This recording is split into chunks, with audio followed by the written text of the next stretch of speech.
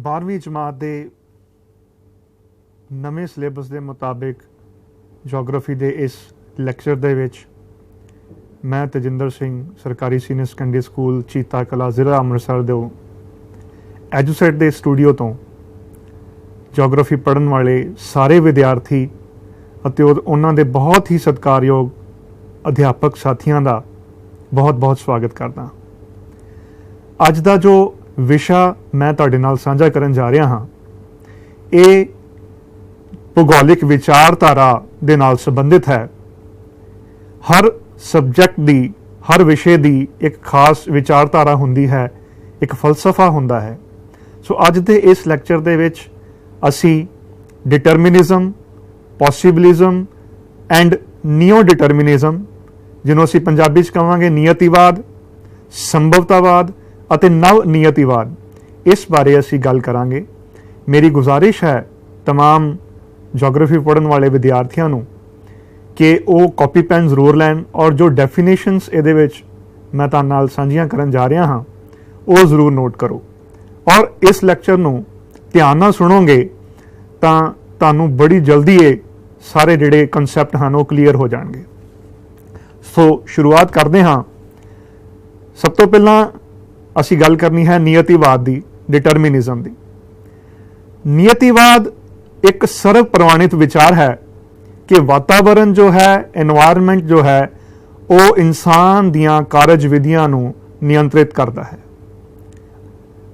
तुहाडे सामने तस्वीर एक एजुसेट ते देखो जरा ध्यान आ रही है, एस्कीमोस और एक सहारा रेगिस्तान दे विच दो तस्वीरां तुहाडे सामने हैं। एस्कीमो जिहड़े लोग हैं ये साइबेरिया या उत्तरी ध्रुव के इलाकों दे विच रहिंदे हैं। बर्फ के बनाए हुए घरां दे विच एक तुहाडे सामने बर्फ का बनया होया छोटा जिहा घर नज़र आ रहा है। इसनूं वो अपनी स्थानिक भाषा विच इग्लूस कहते हैं क्योंकि उत्थे वातावरण बहुत ठंडा है। सो ये जिहड़े लोग हैं उस वातावरण दे विच अपने आप नूं किसी ना किसी तरीके बचा के रखने की कोशिश करते हैं। जिस तहत उत्थे एक पाए जाने वाले जानवर रेंडियर उस जानवर की खाल के कपड़े पहनते हैं, उस जानवर का मांस खाते हैं अते बर्फ के बनाए हुए घरां च रहिंदे हैं। क्योंकि वातावरण उत्थों का बड़ा एक्सट्रीम है, ठंडा है।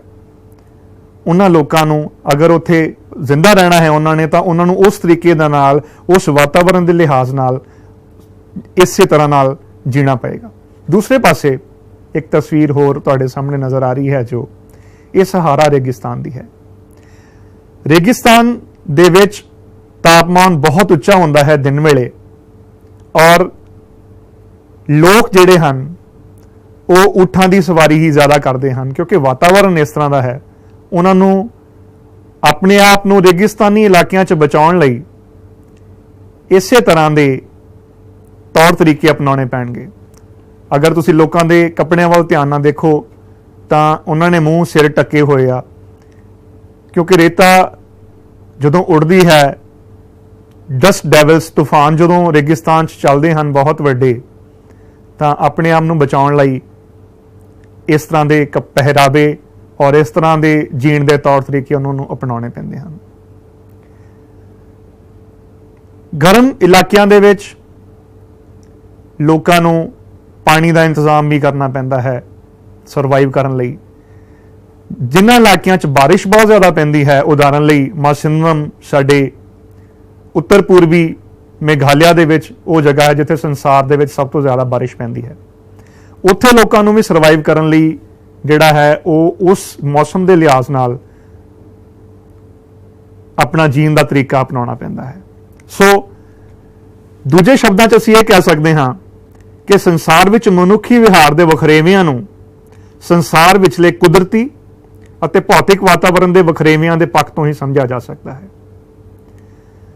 जिस तरह का एनवायरनमेंट होएगा, जिस तरह का मौसम होएगा, लोगों का रहन सहन उस ढंग नाल हो जाएगा। उदाहरण लिए एक मैं तुहानूं बच्चों नूं एक उदाहरण देऊँगा कि जदों सर्दियां आउंदियां हन असीं गर्म कपड़े पाउंदे हां, रजाई लैके सौंदे हां, गर्म चीज़ां खाणियां पसंद करते हैं। ਤੇ ਜਦੋਂ ਗਰਮੀਆਂ ਦਾ ਮੌਸਮ ਚੱਲ ਰਿਹਾ ਹੈ ਫਿਰ ਅਸੀਂ ਪੱਖਿਆਂ ਥੱਲੇ ਬੈਠ ਕੇ ਹੀ ਗੁਜ਼ਾਰਾ ਕਰਦੇ ਹਾਂ, 에ਅਰ ਕੰਡੀਸ਼ਨ ਕਮਰਿਆਂ 'ਚ ਬੈਠਦੇ ਹਾਂ, ਸੂਤੀ ਕੱਪੜੇ ਪਾਉਂਦੇ ਹਾਂ ਤਾਂ ਕਿ ਸਾਨੂੰ ਆਰਾਮ ਮਿਲ ਸਕੇ, ਔਰ ਠੰਡੀਆਂ ਚੀਜ਼ਾਂ ਖਾਣੀਆਂ ਵੀ ਪਸੰਦ ਕਰਦੇ ਹਾਂ। ਇੱਕ ਤਸਵੀਰ ਤੁਸੀਂ ਦੇਖੋ ਜ਼ਰਾ ਆਪਣੀ ਐਜੂਸਾਈਟ ਦੇ ਉੱਪਰ ਕਿ ਹਿਮਾਚਲ ਪ੍ਰਦੇਸ਼ ਇੱਕ ਗੱਦੀ ਕਬੀਲੇ ਦੀ ਇੱਕ ਤਸਵੀਰ ਹੈ, ਕਿਉਂਕਿ ਉੱਥੋਂ ਦਾ ਜਿਹੜਾ ਫਿਜ਼ੀਓਗ੍ਰਾਫੀ ਹੈ ਹਿਮਾਚਲ ਪ੍ਰਦੇਸ਼ ਦੀ, ਜੋ ਧਰਾਤਲ ਹੈ ਉਹ ਪਹਾੜੀ ਹੈ, ਮੌਸਮ ਵੀ ਬਹੁਤ ਠੰਡਾ ਹੁੰਦਾ ਹੈ ਉੱਚੇ ਪਹਾੜਾਂ ਦੇ ਉੱਪਰ, ਔਰ ਇਹ ਜਿਹੜੇ ਗੱਦੀ ਲੋਕ ਹਨ ਉੱਥੋਂ ਦੇ, ਇਹ ਭੇਡਾਂ ਪਾਲਦੇ ਹਨ ਔਰ ਇਹਨਾਂ ਭੇਡਾਂ ਦੀ ਜੱਤ ਨਾਲ ਊਨੀ ਕੱਪੜੇ ਬਣਦੇ ਹਨ। ਇਸ ਗੱਲ ਤੋਂ ਤੁਸੀਂ ਭਲੀ ਭਾਂਤੀ ਜਾਣੂ ਹੋ। ਇਹ ਗੱਦੀ ਲੋਕ ਰੁੱਤ ਪ੍ਰਵਾਸ ਕਰਦੇ ਹਨ, ਜਿਹਨੂੰ ਅਸੀਂ ਅੰਗਰੇਜ਼ੀ 'ਚ ਕਹਿੰਦੇ ਹਾਂ ਟਰਾਂਸਹਿਊਮਨਸ। ਗਰਮੀਆਂ ਦੇ ਦਿਨਾਂ ਦੇ ਵਿੱਚ ਇਹ ਪਹਾੜਾਂ ਦੇ ਉੱਪਰ ਜਾਂਦੇ ਹਨ ਵਾਪਸ, ਕਿਉਂਕਿ ਪਹਾੜਾਂ ਦਾ ਮੌਸਮ ਠੰਡਾ ਹੁੰਦਾ ਹੈ। ਜਦੋਂ ਸਰਦੀਆਂ ਆਉਣ ਲੱਗਦੀਆਂ ਹਨ, ਬਰਫ਼ ਪੈਣ ਲੱਗਦੀ ਹੈ, ਫਿਰ ਇਹ ਆਪਣੇ ਜਾਨਵਰ ਲੈ ਕੇ, ਬੱਕਰੀਆਂ ਔਰ ਭੇਡਾਂ ਲੈ ਕੇ ਦੁਬਾਰਾ ਮੈਦਾਨਾਂ 'ਚ ਵਾਪਸ ਆ ਜਾਂਦੇ ਹਨ। ਪੰਜਾਬ ਦੇ ਮੈਦਾਨਾਂ 'ਚ ਤੁਸੀਂ ਅਕਸਰ ਹੀ ਗੁੱਜਰ ਲੋਕਾਂ ਨੂੰ ਦੇਖਿਆ ਹੋਏਗਾ, ਇਹ ਵੀ ਰੁੱਤ ਪ੍ਰਵਾਸ ਕਰਦੇ ਹਨ, ਟਰਾਂਸਹਿਊਮਨਸ ਕਰਦੇ ਹਨ ਕਿ ਗਰਮੀਆਂ ਦੇ ਮੌਸਮ ਦੇ ਵਿੱਚ ਇਹ ਪਹਾੜਾਂ ਚਲੇ ਜਾਂਦੇ ਹਨ, ਸਰਦੀਆਂ ਸ਼ੁਰੂ ਹੋਣ ਦੇ ਨਾਲ ਨਾਲ ਇਹ ਆਪਣੇ ਪਸ਼ੂ ਲੈ ਕੇ ਤੇ ਵਾਪਸ ਜਿਹੜੇ ਹਨ ਉਹ ਮੈਦਾਨੀ ਇਲਾਕਿਆਂ 'ਚ ਆ ਜਾਂਦੇ ਹਨ। ਸੋ ਜਿਸ ਤਰ੍ਹਾਂ ਦੇ ਤੁਹਾਡੇ ਪਰਸਨਲ ਫੈਕਟਰਸ ਹੈ, এনवायरमेंट ਹੈ ਜਿਸ ਤਰ੍ਹਾਂ ਦਾ, ਭੌਤਿਕ ਵਾਤਾਵਰਣ ਜਿਸ ਤਰ੍ਹਾਂ ਦਾ ਹੈ, ਉਹੀ ਤੁਹਾਡੇ ਬਿਹੇਵੀਅਰ ਨੂੰ, ਤੁਹਾਡੇ ਰਹਿਣ ਸਹਿਣ ਨੂੰ, ਤੁਹਾਡੇ ਕੱਪੜੇ ਪਾਉਣ ਦੇ ਢੰਗ ਨੂੰ ਜਿਹੜਾ ਹੈ ਉਹ ਨਿਯੰਤਰਿਤ ਕਰੇਗਾ। ਸੋ ਇਸ ਵਿਚਾਰ ਨੂੰ ਅਸੀਂ ਡਿਟਰਮਿਨਿਜ਼ਮ ਜਾਂ ਨਿਯਤੀਵਾਦ ਦਾ ਨਾਮ ਦਿੰਦੇ ਹਾਂ। ਇਸੇ ਤਰ੍ਹਾਂ ਪੂਰੇ ਵਿਸ਼ਵ ਦੇ ਵਿੱਚ ਕਈ ਜਨਜਾਤੀਆਂ, ਕਬੀਲੇ ਇਸ ਤਰ੍ਹਾਂ ਦੇ ਹਨ ਜੋ ਆਪਣੇ ਆਪਣੇ ਰਿਸਪੈਕਟਿਵ ਵਾਤਾਵਰਣ ਦੇ ਵਿੱਚ ਰਹਿਣ ਦੇ ਆਦੀ ਹੋ ਚੁੱਕੇ ਹਨ। ਇੱਕ ਹੋਰ ਉਦਾਹਰਨ ਅਗਰ ਮੈਂ ਤੁਹਾਡੇ ਨਾਲ ਸਾਂਝੀ ਕਰਾਂ ਤੇ ਜਿਹੜੇ ਸਮੁੰਦਰਾਂ ਦੇ ਵਿੱਚ ਦਵੀਪ ਹਨ, ਆਈਲੈਂਡ ਨੇਸ਼ਨਸ ਹਨ, ਜਿਸ ਤਰ੍ਹਾਂ ਫੀਜੀ ਹੈ, ਸਾਈਪਰਸ ਹੈ, ਅੰਡੇਮਾਨ ਨਿਕੋਬਾਰ ਆਈਲੈਂਡ ਹੈ ਬੰਗਾਲ ਦੀ ਖਾੜੀ ਦੇ ਵਿੱਚ, ਜਾਂ ਅਰਬ ਸਾਗਰ ਦੇ ਵਿੱਚ ਲਕਸ਼ਦਵੀਪ, ਛੋਟੇ ਛੋਟੇ ਦਵੀਪ ਹਨ। ਉੱਥੋਂ ਦੇ ਲੋਕਾਂ ਦਾ ਰਹਿਣ ਸਹਿਣ, ਖਾਣ ਪਾਣ ਉੱਥੋਂ ਦੀ ਜਲਵਾਯੂ ਦੇ ਲਿਹਾਜ਼ ਦੇ ਨਾਲ ਹੈ। ਜਿਸ ਤਰ੍ਹਾਂ ਦਵੀਪ ਦੇ ਉੱਪਰ ਰਹਿਣ ਵਾਲੇ ਲੋਕ ਔਰ ਸਮੁੰਦਰ ਦੇ ਕੰਢਿਆਂ ਦੇ ਉੱਪਰ ਰਹਿਣ ਵਾਲੇ ਲੋਕ ਜ਼ਿਆਦਾਤਰ ਮੱਛਲੀ ਦਾ ਭੋਜਨ ਕਰਦੇ ਹਨ। ਫਿਸ਼ ਜੋ ਹੈ, ਮੱਛੀ ਜੋ ਹੈ, ਉਹਨਾਂ ਦੇ ਭੋਜਨ ਦਾ ਪ੍ਰਮੁੱਖ ਅੰਗ ਹੈ। ਔਰ ਉਹ ਲੋਕ ਚਾਵਲ ਵੀ ਜਿਹੜੇ ਆ ਉਹ ਜ਼ਿਆਦਾ ਖਾਂਦੇ ਆ, ਕਿਉਂਕਿ ਇਹਨਾਂ ਆਈਲੈਂਡ ਨੇਸ਼ਨਸ ਦੇ ਉੱਪਰ ਬਾਰਿਸ਼ ਕਾਫੀ ਹੁੰਦੀ ਹੈ ਔਰ ਉੱਥੇ ਚੌਲਾਂ ਦੀ ਖੇਤੀ ਕਰਨੀ ਆਸਾਨ ਹੈ। ਸੋ ਰਾਈਸ ਐਂਡ ਫਿਸ਼, ਮਛਲੀ ਔਰ ਚਾਵਲ ਇਹਨਾਂ ਲੋਕਾਂ ਦਾ ਪ੍ਰਮੁੱਖ ਜਿਹੜਾ ਪਸੰਦੀਦਾ ਭੋਜਨ ਹੈ। ਸੋ ਅਗਰ ਇਹ ਡੈਫੀਨੇਸ਼ਨ ਤੁਸੀਂ ਲਿਖ ਲਈ ਹੈ ਆਪਣੀਆਂ ਕਾਪੀਆਂ ਦੇ ਉੱਪਰ ਤਾਂ ਵਧੀਆ ਗੱਲ ਹੈ, ਨਹੀਂ ਤਾਂ ਇੱਕ ਵਾਰੀ ਫਿਰ ਮੈਂ ਦੁਹਰਾ ਦਿੰਦਾ ਕਿ ਨਿਯਤੀਵਾਦ ਜਾਂ ਡਿਟਰਮਿਨਿਜ਼ਮ ਇੱਕ ਐਸਾ ਵਿਚਾਰ ਹੈ ਜੋ ਇਹ ਕਹਿੰਦਾ ਹੈ ਕਿ ਵਾਤਾਵਰਣ ਇਨਸਾਨ ਦੀਆਂ, ਮਨੁੱਖ ਦੀਆਂ ਕਾਰਜ ਵਿਧੀਆਂ ਨੂੰ ਨਿਯੰਤਰਿਤ ਕਰਦਾ ਹੈ। ਦੂਸਰੇ ਸ਼ਬਦਾਂ 'ਚ ਅਸੀਂ ਇਹ ਕਹਿ ਸਕਦੇ ਹਾਂ ਕਿ ਸੰਸਾਰ ਵਿਚਲੀ ਮਨੁੱਖੀ ਵਿਹਾਰ ਦੇ ਵਖਰੇਵਿਆਂ ਨੂੰ ਸੰਸਾਰ ਦੇ ਵਿੱਚ ਕੁਦਰਤੀ ਭੌਤਿਕ ਵਾਤਾਵਰਣ ਦੇ ਵਖਰੇਵਿਆਂ ਦੇ ਪੱਖ ਤੋਂ ਹੀ ਸਮਝਿਆ ਜਾ ਸਕਦਾ ਹੈ।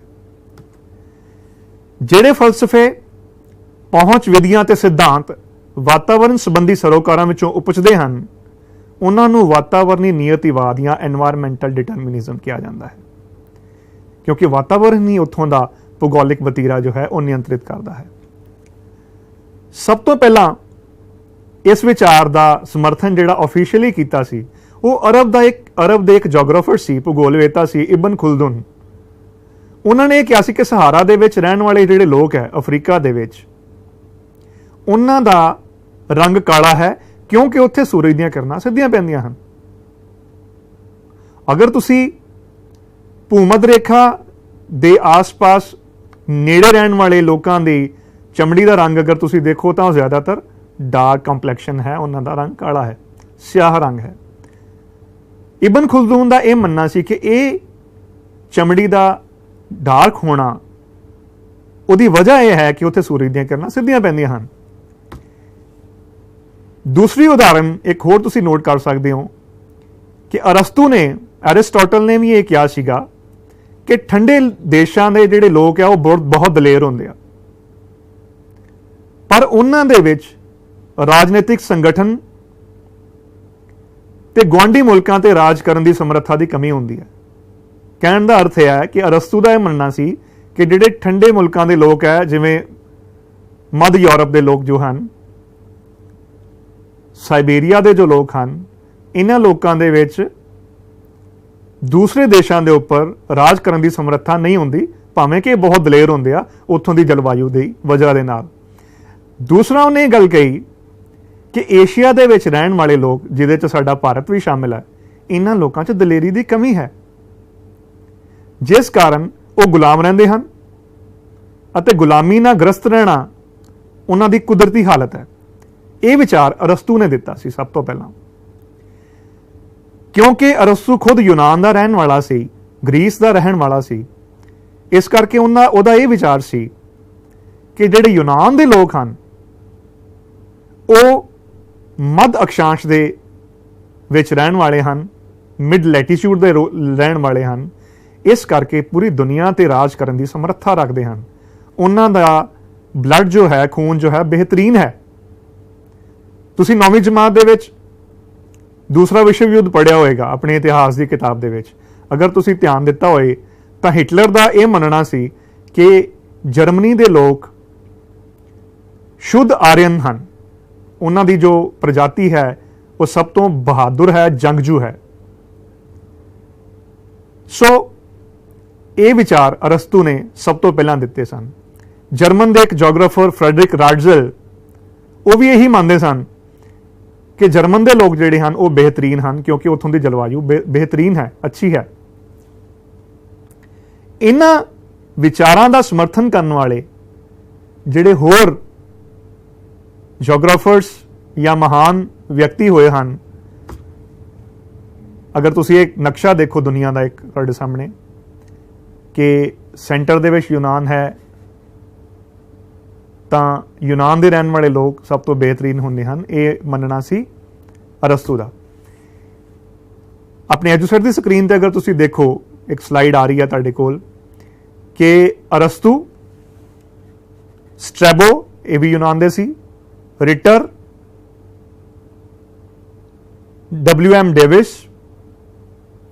जिन्हां दा पूरा नाम विलियम मॉरिस डेविस सी, और जिन्हां ने भूगोल नूं साइकिल ऑफ इरोजन एक बहुत वड्डी देन है डेविस साहब दी, और अमेरिका दी ये मोहतरमा एलन चर्चिल सैंपल जिहड़े कि एनवायरमेंटल डिटरमिनिज्म के बड़े ही मजबूत समर्थक सन, स्ट्रोंग सपोर्टर सन। सो इन्हां सारे भूगोलवेतावां दा और महान विचारकां दा यही विचार सी कि वातावरण जो है, एनवायरमेंट जो है, वो लोगों की रहन सहन को प्रभावित करता है। साडे पंजाब के लोगों का जो रहन सहन है, बोली है, कपड़े पाउण दा ढंग है, खाण पीण दा ढंग है, ये साडे इत्थों के वातावरण के लिहाज नाल है, क्योंकि साडा क्लाइमेट ट्रॉपिकल है। इस करके साडा रहन का ढंग, खाण पीण का ढंग, कपड़े पहनण का ढंग, इस सब की जिहड़ी वजह है वो इत्थों का वातावरण है, क्लाइमेट है। पंजाब के लोग बहादुर हैं, सिरड़ी हैं, मेहनती हैं, दलेर हैं। उसकी वजह है कि पंजाब जो है वो हमेशा एक दरवाज़ा रहा है बाहरली हमलावरों का। शक, आर्यन, हूंस, जिन्ने भी हमलावर भारत के उपर हमला करने लिए आए, अटैक करने लिए आए, वो सारे जो हमलावर सन उन्होंने सब तो पहला असी फेस किया है, असी उन्होंने रोकया है, असी उन्होंने लड़ाई की है। इस करके पंजाब के लोग जंगजू हैं, मेहनती हैं, डरते नहीं हैं किसी तो। पुराने जमाने तो कहावत भी होंदी सी कि काबुल के जम्मियां नूं नित मुहिमां, और तुहानूं याद होवे ते महाराजा रणजीत सिंह के समय के उपर ये सारा जो खिता है, उत्तर पश्चिमी भारत का, पाकिस्तान का इलाका भी और अफगानिस्तान का भी बहुत सारा इलाका, ये पंजाब दे विच हुंदा सी।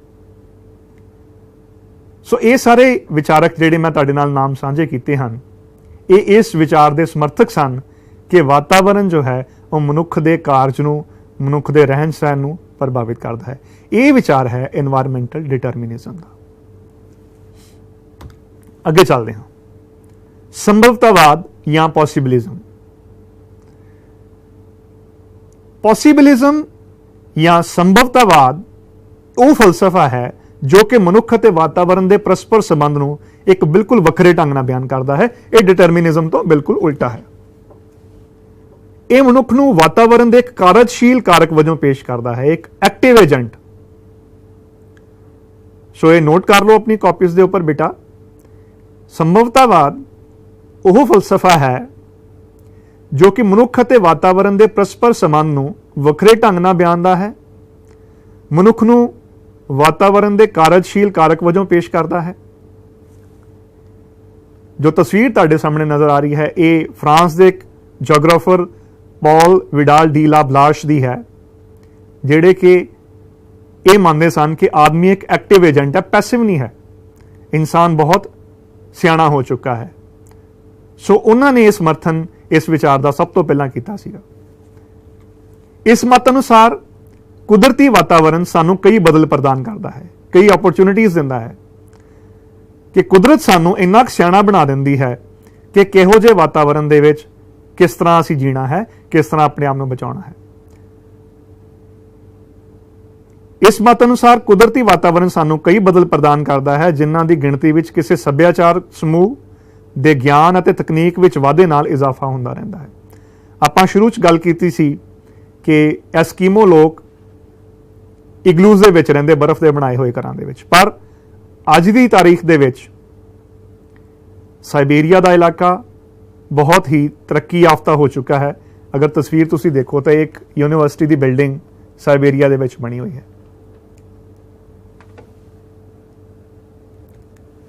ਫੈਬਰ ਨੇ ਇਸ ਵਿਚਾਰ ਨੂੰ ਸੰਭਵਤਾਵਾਦ ਜਾਂ ਪੋਸਿਬਲਿਜ਼ਮ ਦਾ ਨਾਮ ਦਿੱਤਾ ਔਰ ਲਿਖਿਆ ਕਿ ਸੰਭਾਵਨਾਵਾਂ ਦੇ ਅਮਲ ਦੀ ਵਰਤੋਂ ਹੀ ਅਸਲ ਅਤੇ ਇੱਕੋ ਇੱਕ ਭੂਗੋਲਿਕ ਸਮੱਸਿਆ ਹੈ। ਸੰਸਾਰ ਲੋੜਾਂ ਨਾਲ ਨਹੀਂ ਸਗੋਂ ਸੰਭਾਵਨਾਵਾਂ ਦੇ ਨਾਲ ਭਰਿਆ ਹੋਇਆ ਹੈ। There are no necessities but everywhere possibilities। ਕਿ ਦੁਨੀਆ 'ਚ ਬਹੁਤ ਸੰਭਾਵਨਾਵਾਂ ਹਨ। ਇਹ ਜ਼ਰੂਰੀ ਨਹੀਂ ਹੈ ਕਿ ਵਾਤਾਵਰਣ ਹੀ ਸਾਨੂੰ ਜੀਣ ਦਾ ਢੰਗ ਸਿਖਾਵੇ ਜਾਂ ਅਸੀਂ ਵਾਤਾਵਰਣ ਦੇ ਹਿਸਾਬ ਨਾਲ ਚੱਲੀਏ। ਇਨਸਾਨ ਇੰਨਾ ਸਿਆਣਾ ਹੋ ਚੁੱਕਾ ਹੈ, ਇੰਨੀ ਤਰੱਕੀ ਕਰ ਚੁੱਕਾ ਹੈ ਕਿ ਅਸੀਂ ਉਹੋ ਜਿਹੇ ਇਲਾਕੇ ਵੀ, ਉਹੋ ਜਿਹਾ ਭੌਤਿਕ ਵਾਤਾਵਰਣ ਵੀ ਜਿਹੜਾ ਕਿ ਸਾਨੂੰ ਜੀਣ ਨਹੀਂ ਦੇਗਾ, ਅਸੀਂ ਉਹਨੂੰ ਵੀ ਮੋਡੀਫਾਈ ਕਰਕੇ ਆਪਣੇ ਤਰੀਕੇ ਨਾਲ ਬਦਲ ਕੇ ਰਹਿਣ ਦੇ ਕਾਬਿਲ ਬਣਾ ਲਿਆ। ਜਿਸ ਤਰ੍ਹਾਂ ਦੋ ਤਸਵੀਰਾਂ ਤੁਸੀਂ ਦੇਖ ਰਹੇ ਹੋ ਕਿ ਇੱਕ ਤਸਵੀਰ ਦੇ ਵਿੱਚ ਰੇਗਿਸਤਾਨ ਦੇ ਵਿੱਚ ਖੇਤੀ ਕਰ ਰਿਹਾ ਹੈ ਇਨਸਾਨ, ਉੱਥੇ ਸਬਜ਼ੀਆਂ ਦੀ ਖੇਤੀ ਹੋ ਰਹੀ ਹੈ, ਔਰ ਦੂਸਰੇ ਪਾਸੇ ਦੇ ਵਿੱਚ ਦੂਸਰੀ ਤਸਵੀਰ ਦੇ ਵਿੱਚ ਇੱਕ ਰੇਗਿਸਤਾਨੀ ਇਲਾਕਾ ਹੀ ਅਫਰੀਕਾ ਦਾ, ਜਿੱਥੇ ਕਿ ਫੋਟੋਵੋਲਟਿਕ ਸੈਲਸ ਦੇ ਨਾਲ ਸੂਰਜੀ ਊਰਜਾ ਜਿਹੜੀ ਹੈ ਬਿਜਲੀ ਪੈਦਾ ਕੀਤੀ ਜਾ ਰਹੀ ਹੈ। ਇਲਾਕੇ ਐਕਸਟ੍ਰੀਮ ਹਨ, ਰਹਿਣਾ ਔਖਾ ਹੈ, ਪਰ ਇਨਸਾਨ ਨੇ ਆਪਣੀ ਸਿਆਣਪ ਦੇ ਨਾਲ ਉੱਥੇ ਵੀ ਕਈ ਸੰਭਾਵਨਾਵਾਂ ਪੈਦਾ ਕਰ ਲਈਆਂ ਹਨ। ਇਸ ਤਰ੍ਹਾਂ ਮਨੁੱਖੀ ਕਿਰਿਆਵਾਂ ਦੀ ਸਥਾਨਿਕ ਬਣਤਰ, ਅਕਿਰਿਆਸ਼ੀਲ ਜਾਂ ਉਚਿਤ ਵਾਤਾਵਰਣ ਲੋਕਾਂ ਦੀ ਚੋਣ ਦਾ ਨਤੀਜਾ ਹੈ ਕਿ ਲੋਕੀ ਸਿਲੈਕਟ ਕਰਦੇ ਹਨ ਕਿ ਕਿਸ ਤਰ੍ਹਾਂ ਅਸੀਂ ਕਿਸ ਇਲਾਕੇ ਨੂੰ ਮੋਡੀਫਾਈ ਕਰਨਾ ਹੈ। ਇਸ ਵਿਚਾਰਧਾਰਾ ਦੇ ਸਮਰਥਕ ਜੋ ਸਨ ਉਹ, ਜਿਸ ਤਰ੍ਹਾਂ ਮੈਂ ਤਸਵੀਰ ਪਹਿਲਾਂ ਦਿਖਾਈ ਸੀ ਕਿ ਫਰਾਂਸ ਦੇ ਇੱਕ ਜੀਓਗ੍ਰਾਫਰ ਵਿਡਾਲ ਡੀ ਲਾ ਬਲਾਸ਼, ਜੇ ਬਰੂਨੈਸ, ਇਹਨਾਂ ਨੇ ਇਸ ਫਲਸਫੇ ਨੂੰ ਸਮਰਥਨ ਕੀਤਾ। ਇੱਕ ਉਦਾਹਰਨ ਤੁਹਾਡੇ ਨਾਲ ਸਾਂਝੀ ਕਰੂੰਗਾ ਮੈਂ ਕਿ ਅਗਰ ਤੁਸੀਂ ਧਿਆਨ ਨਾਲ ਥੱਲੇ ਇੱਕ ਤਸਵੀਰ ਦੇਖੋ ਤਾਂ ਪੰਜਾਬ ਦੇ ਵਿੱਚ ਕਿਸਾਨ ਜੋ ਹੈ ਉਹ ਝੋਨੇ ਦੀ ਖੇਤੀ ਕਰ ਰਿਹਾ ਹੈ। ਝੋਨਾ ਜਾਂ ਜੀਰੀ, ਜਿਹਨੂੰ ਮਾਲਵੇ ਦੇ ਇਲਾਕੇ 'ਚ ਅਸੀਂ ਕਹਿੰਦੇ ਹਾਂ, ਇਹ ਪੰਜਾਬ ਦੀ ਰਵਾਇਤੀ ਫਸਲ ਨਹੀਂ ਹੈ। ਅੱਜ ਤੋਂ ਕੋਈ 50, 60 ਜਾਂ 70 ਸਾਲ ਪਹਿਲਾਂ ਝੋਨਾ ਪੰਜਾਬ ਦੇ ਵਿੱਚ ਨਹੀਂ ਬੀਜਿਆ ਜਾਂਦਾ ਸੀ। ਝੋਨਾ ਬਿਲਕੁਲ ਬੰਗਾਲ, ਓਡੀਸ਼ਾ, ਬਿਹਾਰ, ਝਾਰਖੰਡ ਤੇ ਉੱਤਰ ਪੂਰਬੀ ਆਂਧਰਾ ਪ੍ਰਦੇਸ਼ ਇਲਾਕਿਆਂ ਦੀ ਫਸਲ ਹੈ। ਅਗਰ ਤੁਹਾਨੂੰ ਯਾਦ ਹੋਵੇ ਤਾਂ ਬੰਗਾਲ ਦੇ ਵਿੱਚ 3 ਝੋਨੇ ਦੀਆਂ ਫਸਲਾਂ ਇੱਕੋ ਹੀ ਸਾਲ ਦੇ ਵਿੱਚ ਲਈਆਂ ਜਾਂਦੀਆਂ ਹਨ, ਜਿਨ੍ਹਾਂ ਨੂੰ ਅਸੀਂ ਕਹਿੰਦੇ ਹਾਂ ਅਸ, ਅਮਨ ਤੇ ਬੋਰੋ। ਉਹਦਾ ਕਾਰਨ ਇਹ ਹੈ ਕਿ ਬੰਗਾਲ, ਬਿਹਾਰ, ਝਾਰਖੰਡ, ਓਡੀਸ਼ਾ ਔਰ ਪੂਰਬੀ ਆਂਧਰਾ ਪ੍ਰਦੇਸ਼ ਦੇ ਇਲਾਕਿਆਂ ਦੇ ਵਿੱਚ ਸਾਰਾ ਸਾਲ ਬਾਰਿਸ਼ ਅੱਛੀ ਪੈਂਦੀ ਹੈ, ਇਸ ਸਮੇਂ ਵੀ ਪਿਆਰੀ ਹੈ। ਔਰ ਝੋਨੇ ਦੀ ਪ੍ਰਮੁੱਖ ਲੋੜ ਜੋ ਹੈ ਉਹ ਪਾਣੀ ਹੈ। ਪਾਣੀ ਦੇ ਬਗੈਰ ਝੋਨਾ ਜੋ ਹੈ ਉਹ ਸਰਵਾਈਵ ਨਹੀਂ ਕਰਦਾ। ਇਨਸਾਨ ਨੇ ਕੀ ਕੀਤਾ, ਅਸੀਂ ਪੰਜਾਬ ਦੇ ਵਿੱਚ ਹਰੀ ਕ੍ਰਾਂਤੀ ਤੋਂ ਬਾਅਦ ਚੌਲ ਉਗਾਉਣੇ ਸ਼ੁਰੂ ਕੀਤੇ ਔਰ ਧਰਤੀ ਹੇਠਲੇ ਪਾਣੀ ਨੂੰ ਟਿਊਬਵੈਲ ਦੇ ਨਾਲ ਬਾਹਰ ਕੱਢ ਕੇ ਸਿੰਚਾਈ ਕਰਕੇ ਝੋਨਾ ਜੋ ਹੈ ਪੈਦਾ ਕੀਤਾ ਔਰ ਰਿਕਾਰਡ ਤੋੜ ਉਤਪਾਦਨ ਕੀਤਾ। ਪ੍ਰਤੀ ਹੈਕਟੇਅਰ ਉਤਪਾਦਨ ਪੈਡੀ ਦਾ ਸਾਡਾ ਪੂਰੇ ਭਾਰਤ 'ਚ ਸਭ ਤੋਂ ਜ਼ਿਆਦਾ ਹੈ। ਪਰ ਉਹਦਾ ਇੱਕ ਨੁਕਸਾਨ ਹੋਇਆ ਕਿ ਸਾਡੇ ਪੰਜਾਬ ਦੇ ਵਿੱਚ ਧਰਤੀ ਹੇਠਲਾ ਪਾਣੀ ਦਿਨ ਬ ਦਿਨ ਨੀਚੇ ਜਾ ਰਿਹਾ ਹੈ। ਉਹ ਦਿਨ ਦੂਰ ਨਹੀਂ ਹੈ ਜਦੋਂ ਪੰਜਾਬ ਦੇ ਜ਼ਰਖੇਜ਼ ਇਲਾਕੇ ਦੇ ਵਿੱਚ ਜੋ ਪਾਣੀ ਹੈ ਪੀਣ ਵਾਲਾ ਮਿੱਠਾ ਪਾਣੀ ਕੁਦਰਤ ਦੀ ਸਾਨੂੰ ਬਖਸ਼ ਹੈ, ਉਹ ਖਤਮ ਹੋ ਜਾਏਗਾ, ਮੁੱਕ ਜਾਏਗਾ, ਕਿਉਂਕਿ ਅਸੀਂ ਬਿਨਾਂ ਸੋਚੇ ਸਮਝੇ ਪਾਣੀ ਬਾਹਰ ਕੱਢੀ ਜਾ ਰਹੇ ਹਾਂ। ਪੰਜਾਬ ਦੇ ਵਿੱਚ ਉਨੀ ਬਾਰਿਸ਼ ਨਹੀਂ ਪੈ ਰਹੀ, ਪਰ ਸਿਰਫ ਇਨਸਾਨ ਨੇ ਆਪਣੀ ਤਕਨੀਕ ਨਾਲ, ਰਸਾਇਣਿਕ ਖਾਦਾਂ ਦੇ ਨਾਲ, ਮਸ਼ੀਨਾਂ ਦੇ ਨਾਲ ਇਹ ਸੰਭਵ ਕੀਤਾ ਹੈ ਕਿ ਪੰਜਾਬ ਦੇ ਲੋਕ ਚਾਵਲ ਉਗਾ ਸਕਣ। ਸੋ ਇਹ ਇੱਕ ਸੰਭਵਤਾਵਾਦ ਦੀ, ਪੋਸੀਬਿਲਿਜ਼ਮ ਦੀ ਇੱਕ ਬੜੀ ਵਧੀਆ ਉਦਾਹਰਨ ਤੁਸੀਂ ਦੇ ਸਕਦੇ ਹੋ। ਜਿਹੜਾ ਅਗਲਾ ਕਨਸੈਪਟ ਹੈ ਸਾਡਾ, ਉਹ ਹੈ ਨਵਨੀਅਤੀਵਾਦ। ਇਹ ਵੀ ਤੁਹਾਡੇ ਸਿਲੇਬਸ ਦਾ ਹਿੱਸਾ ਹੈ ਔਰ ਤੁਸੀਂ ਇਹ ਜ਼ਰੂਰ ਨੋਟ ਕਰਨਾ ਹੈ ਬੇਟਾ ਆਪਣੀਆਂ ਬੁੱਕਸ ਦੇ ਵਿੱਚ ਕਿ ਨਿਓ ਡਿਟਰਮਿਨਿਜ਼ਮ ਕੀ ਹੈ, ਨਵਨੀਅਤੀਵਾਦ ਕੀ ਹੈ। ਨਵਨੀਅਤੀਵਾਦ ਦਾ ਸਿਧਾਂਤ ਜੋ ਹੈ ਉਹ ਗ੍ਰਿਫਿਥ ਟੇਲਰ, ਆਸਟ੍ਰੇਲੀਆ ਦੇ ਇੱਕ ਜੀਓਗ੍ਰਾਫਰ ਹੋਏ ਹਨ, ਇਹ ਉਹਨਾਂ ਨੇ ਦਿੱਤਾ ਸੀ। ਟੇਲਰ ਸਾਹਿਬ ਦਾ ਇਹ ਮੰਨਣਾ ਸੀ ਕਿ এনवायरमेंटल ਡਿਟਰਮਿਨਿਜ਼ਮ ਜਾਂ ਕੁਦਰਤੀ ਨਿਯਤੀਵਾਦ ਦਾ ਜੋ ਫਲਸਫਾ ਹੈ ਜਾਂ ਫਿਰ ਪੋਸੀਬਿਲਿਜ਼ਮ ਦਾ, ਸੰਭਵਤਾਵਾਦ ਦਾ ਜੋ ਫਲਸਫਾ ਹੈ, ਇਹ ਦੋਵੇਂ ਬਹੁਤ ਹੀ ਐਕਸਟ੍ਰੀਮ ਵਿਚਾਰ ਹਨ।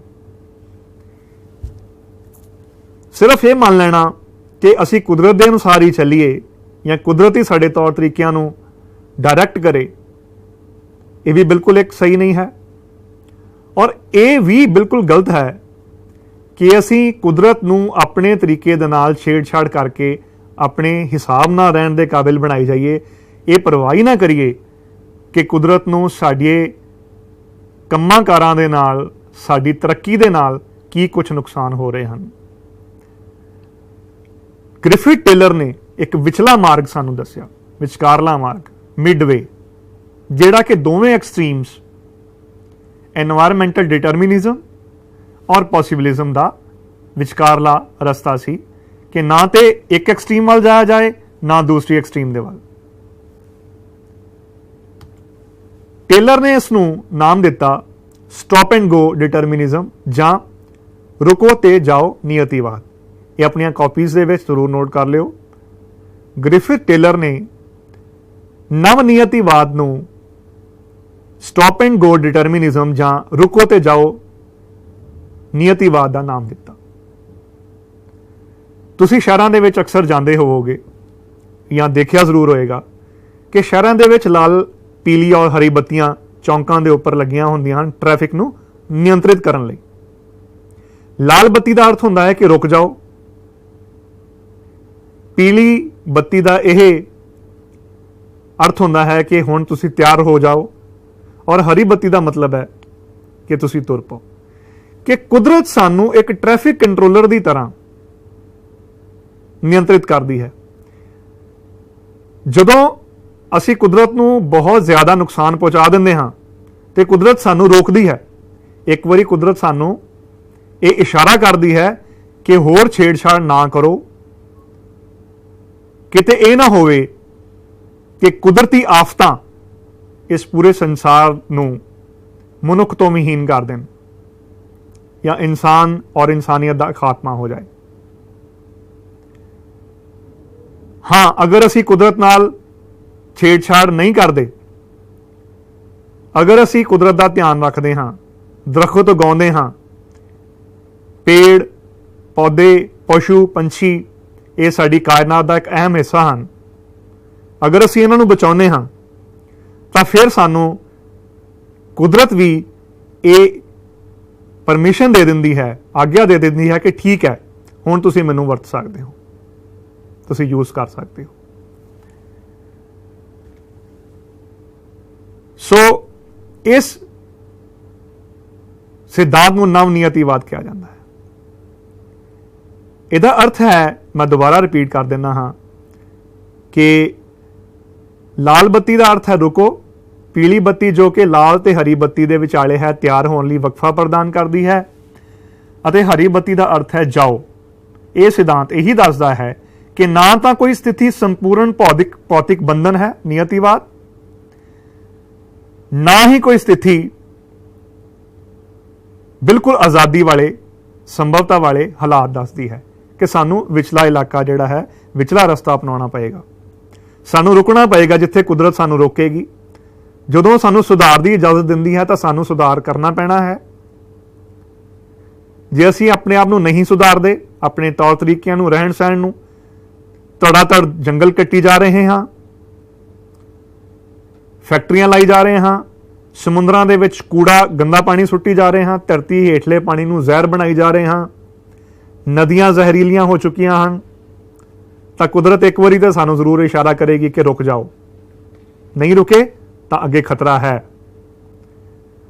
ਅਗਰ ਅਸੀਂ ਇਹਨਾਂ ਨੂੰ ਬਚਾਉਂਦੇ ਹਾਂ, ਆਪਣੇ ਸਰੋਤਾਂ ਨੂੰ, ਤਾਂ ਕਿ ਆਉਣ ਵਾਲੀਆਂ ਪੀੜ੍ਹੀਆਂ ਇਹਨਾਂ ਕੁਦਰਤੀ ਰਹਿਮਤਾਂ ਦਾ ਪ੍ਰਯੋਗ ਕਰ ਸਕਣ, ਸਾਫ਼ ਪਾਣੀ ਪੀ ਸਕਣ, ਚੰਗੀ ਆਬੋ ਹਵਾ ਦੇ ਵਿੱਚ ਸਾਹ ਲੈ ਸਕਣ, ਤਾਂ ਸਾਨੂੰ ਵਾਤਾਵਰਨ ਦਾ ਧਿਆਨ ਰੱਖਣਾ ਪਏਗਾ। ਇਹ ਸਿਧਾਂਤ ਜੋ ਹੈ ਵਾਤਾਵਰਨ ਨੂੰ ਵਿਗੜਨ ਨਹੀਂ ਦੇਗਾ। ਹਾਲਾਂਕਿ ਕੋਈ ਵੀ ਬੇਤਰਤੀਬੀ ਦੌੜ ਇਨਸਾਨ ਦੀ ਉਹ ਦੁਰਘਟਨਾਵਾਂ ਤੋਂ ਰਹਿਤ ਨਹੀਂ ਹੈ। ਅਗਰ ਅਸੀਂ ਬਿਨਾਂ ਸੋਚੇ ਸਮਝੇ ਕੁਦਰਤ ਨਾਲ ਛੇੜਛਾੜ ਕਰੀ ਜਾਵਾਂਗੇ ਤਾਂ ਕੁਦਰਤ ਸਾਨੂੰ ਜਿਹੜਾ ਹੈ ਉਹ ਨੁਕਸਾਨ ਸਾਨੂੰ ਹੋਣਾ ਹੀ ਹੋਣਾ ਹੈ। ਕੁਦਰਤੀ ਆਫਤਾਂ ਸਾਨੂੰ ਨੁਕਸਾਨ ਪਹੁੰਚਾਉਣਗੀਆਂ।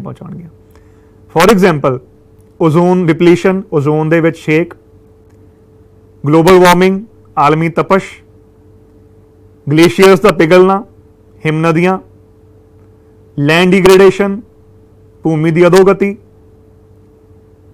ਹਵਾ ਦਾ ਪੋਲਿਊਸ਼ਨ, ਪਾਣੀ ਦਾ ਪੋਲਿਊਸ਼ਨ, ਇਹ ਸਾਰਾ ਸਾਡੀਆਂ ਗਲਤ ਰਹਿਣ ਸਹਿਣ ਦੀਆਂ ਤੌਰ ਤਰੀਕਿਆਂ ਦੇ ਨਾਲ ਹੀ ਹੋਇਆ ਹੈ।